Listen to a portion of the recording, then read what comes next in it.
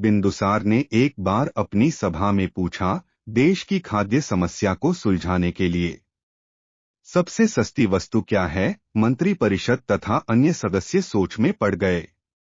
चावल, गेहूं, ज्वार, बाजरा आदि तो बहुत श्रम के बाद मिलते हैं, और वह भी तब जब प्रकृति का प्रकोप न हो। सी हालत में अन्न तो सस्ता हो ही नहीं सकता। तब शिकार का शौक पालने वाले एक सामंत ने कहा, राजन, सबसे सस्ता खाद्य पदार्थ मांस है। इसे पाने में मेहनत कम लगती है और पौष्टिक वस्तु खाने को मिल जाती है। सभी ने इस बात का समर्थन किया, लेकिन प्रधानमंत्री चाणक्य चुप थे। तब सम्राट ने उनसे पूछा, आपका इस बारे में क्या मत है? चाणक्य ने कहा, मैं अपने विचार कल आपके समक्ष रखूंगा। रात होने पर प्रधानमंत्री उस सामंत के महल पहुंचे। सामंत ने द्वार खोला। इतनी रात गए प्रधानमंत्री को देखकर घबरा गया।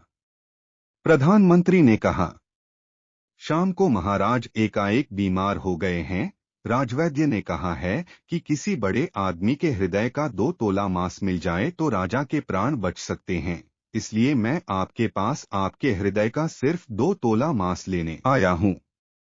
इसके लिए आप 1 लाख स्वर्ण मुद्राएं ले लें। यह सुनते ही सामंत के चेहरे का रंग उड़ गया। उसने प्रधानमंत्री के पैर पकड़कर माफी मांगी और उल्टे 1 लाख स्वर्ण मुद्राएं देकर कहा कि इस धन से वह किसी और सामंत के हृदय का मांस खरीद लें। प्रधानमंत्री बारी बारी सभी सामंतों, सेनाधिकारियों के यहाँ पहुंचे और सभी से उनके हृदय का 2 तोला मांस मांगा, लेकिन कोई भी राजी न हुआ। उल्टे सभी ने अपने बचाव के लिए प्रधानमंत्री को 1 लाख, 2 लाख, 5 लाख तक स्वर्ण मुद्राएं दीं।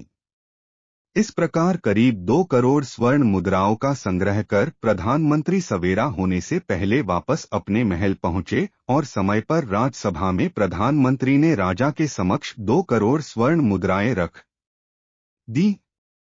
सम्राट ने पूछा, यह सब क्या है? तब प्रधानमंत्री ने बताया कि 2 तोला मांस खरीदने के लिए इतनी धनराशि इकट्ठी हो गई, फिर भी 2 तोला मांस नहीं मिला। राजन, अब आप स्वयं विचार करें कि मांस कितना सस्ता है। जीवन अमूल्य है। हम यह न भूलें कि जिस तरह हमें अपनी जान प्यारी है, उसी तरह सभी जीवों को भी अपनी जान उतनी ही प्यारी है। लेकिन वो अपना जान बचाने में असमर्थ है, और मनुष्य अपने प्राण बचाने हेतु हर संभव प्रयास कर सकता है। बोलकर, रिझाकर, डराकर, रिश्वत देकर आदि आदि। पशु न तो बोल सकते हैं, न ही अपनी व्यथा बता सकते हैं। तो क्या बस इसी कारण उनसे जीने का अधिकार छीन लिया जाए?